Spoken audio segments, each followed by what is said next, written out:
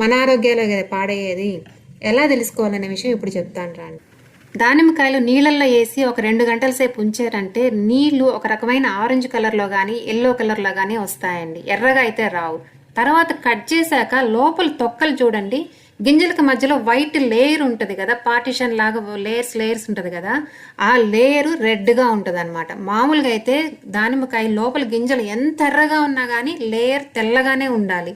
అంటే ఆ గింజలు ఉండే ప్లేసు, ఆ మధ్యలో ఉండే ఆ వైట్ లేయరు అది తెల్లగానే ఉండాలన్నమాట. కానీ రంగేసిన కాయలకి ఆ లోపల ఉండే లేయరు తొక్క లోపల కూడా ఎర్రగా ఉంటుంది. దానిమ్మకాయ గింజలు చిదిమితేనే ఎర్రని జ్యూస్ వచ్చి తొక్కలకు అంటుకోవాలి.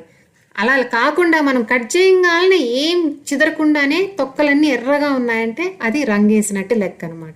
ఇప్పుడు రంగు వేయకుండా ఉండే కాయ చూపిస్తాను చూడండి. కట్ చేస్తే లోపల లేయరు అలా తెల్లగా ఉండాలండి. చూసారు కదా.